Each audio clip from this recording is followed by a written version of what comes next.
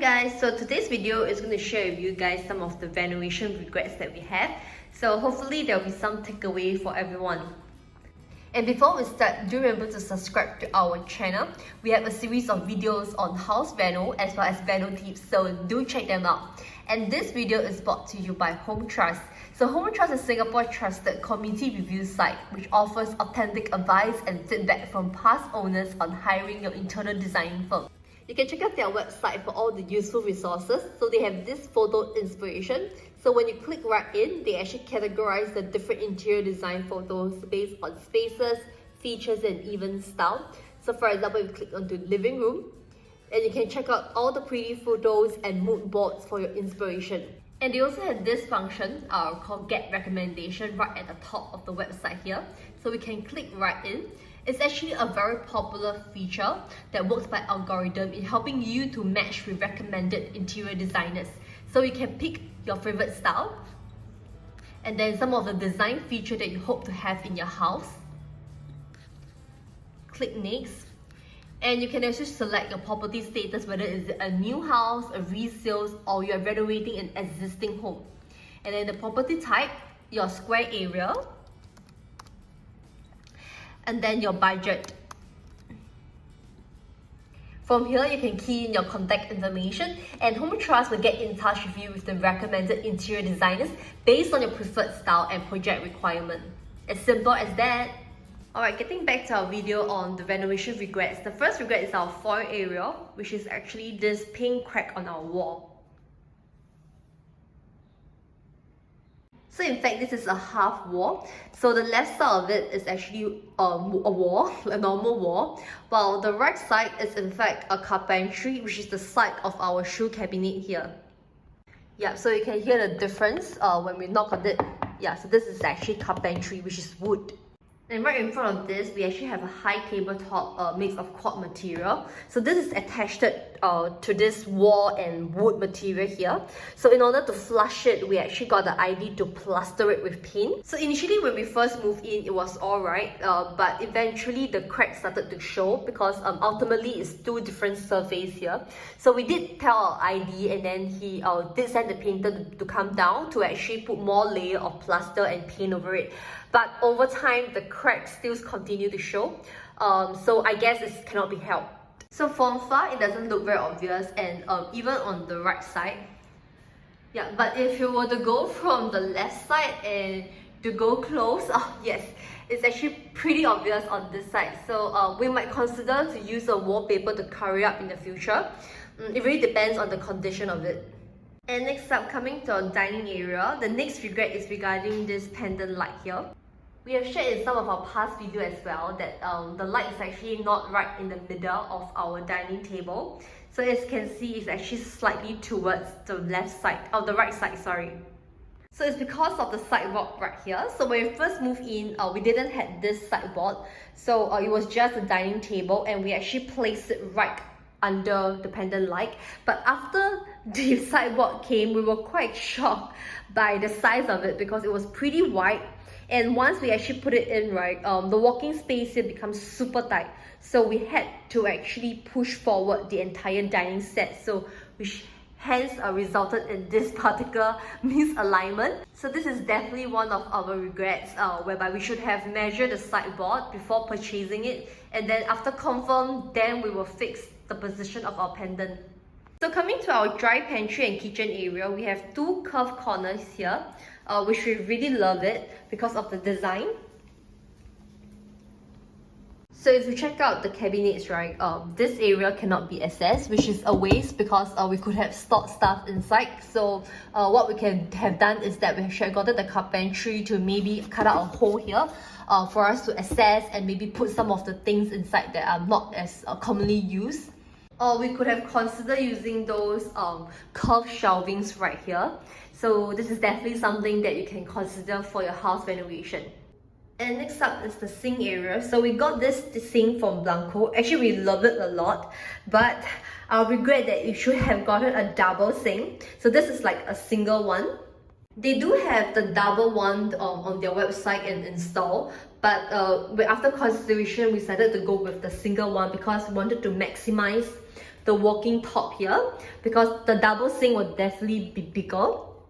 But after moving in and doing the dishes and stuff, actually a double sink will be more efficient in multitasking. Like you can actually wash maybe and also clean the veggie at the same time, for example. So perhaps you should have just went for the double sink instead. And next up, coming to our bedroom. So for our bedroom, we have two lights here. So one of the ceiling light and a down light here. So this both lights actually controlled by our switch right here.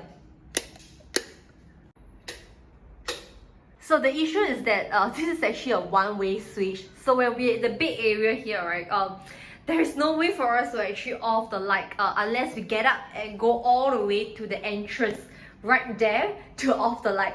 So the distance is not like super far, like I mean it's in the same room, but as lazy as we are, so in the end eventually we don't really on these two lights. So most of the time at night, right, we will just on the bed headlight, which can be controlled just right by our bed. Yep, so this is the bed headlight. So for those who are renovating a house, you can consider a two-way switch. So one right here and one right by your bed, so it's easier for the control. Or you can actually have a smart home, so you can ask Google to off it for you. So on the topic about lights, we actually shared this in another video before. So we have a mirror behind our wardrobe door here. So we wanted to use this mirror to get ready in the morning, but it's actually very dark because there is actually no light here. So when we use it to do our makeup and stuff, there's a lot of shadow and it's pretty dark. So it's not that efficient. So besides this mirror, we also have a full mirror cabinet in our master bathroom. We do have like a warm light installed underneath, but it's actually not very useful. So we read online and then they mentioned that it's best if we actually use a white light and it should be at the top or at the side of a mirror so that avoid like casting shadow in your face. So I guess this is not the right way to go about it. And we also have a mirror at our entrance area, a full-length mirror. But similarly, we do not have any light at the top. So in the morning when we use this mirror, it's actually pretty dark as well. So what we could have done is that maybe we actually added some white light at the top or at the top right here. And next up is regarding the installing of PowerPoint. So I mean it's definitely good to actually install sufficient number, but I feel that we have a bit too much in our bedroom. So we have two right here, but in fact we only use one of it for our hair dryer. So the other one, we actually never use it before. So I mean it's good to have one here, but maybe two is a bit excessive. And same goes to our bedside area. So we have two here as well as two more on the other side of the bed.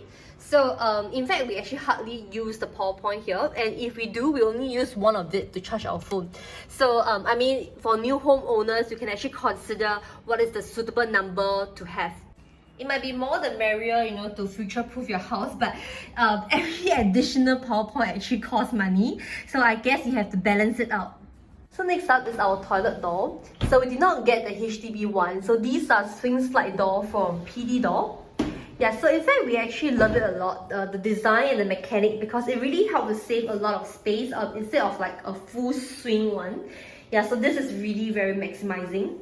We have a lot of design. So the one we choose right here is like a half-half design. So with the bottom we have some Nouveau, and then right here we have the laminated frosted glass.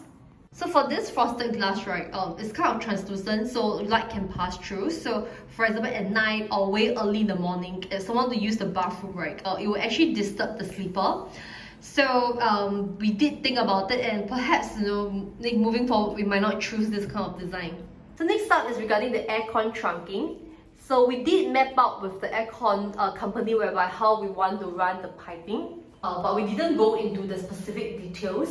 So in the master bathroom, right, our aircon company actually recommend us to run it here. They say that it's the most efficient way, so we actually agreed to go with it. But what happened here was that we feel that the direction is very awkward, which eventually actually leads to having a hole at the top. So this is how it looks like beforehand. And in fact, there is actually a crack, which is the piping wasn't very well done. So we actually quickly told the aircon company, and they told us that they couldn't change the direction anymore. It's like fixed. So all we can do is to actually box it up and seal it off. I mean that was the best that we can do at the point of time. So this is how it looks like now. We got our ID to actually paint it in grey color to kind of match our tiles as a way to conceal it. Yeah, but we didn't want to box up the entire thing because we were afraid that if next time there's any aircon leaking or issue, it will be hard to maintain. Yeah, so we're not sure whether this is really the best way to go about it. So if you guys have any recommendation, feel free to leave in the comment box and for us to consider for our next house. And coming to the last renovation regret is some misalignment issue which could have been done better. So this is an example whereby we actually have this green paint that we actually paint on the window side of our living room. So we should have aligned it together with our grout line so that it's more consistent. There is a change of tiles from the living room to our bedroom area, from the matte grey tiles here to this wood tile. So we did align the wood tiles to the wall, but we actually did not consider that there will be a skirting. Yeah. So as you can see, eventually it actually wasn't aligned with our skirting. So this could be something that we should have considered with our ID. And lastly, at the entrance area, so initially we forgot about the skirting right here. So this was actually highlighted to our ID, and then he got the team to come down to fix it up. But for this new skirting, as you can see, it's actually not aligned with our grout line. Yeah, so all these are just some misalignment issues that we should watch out for.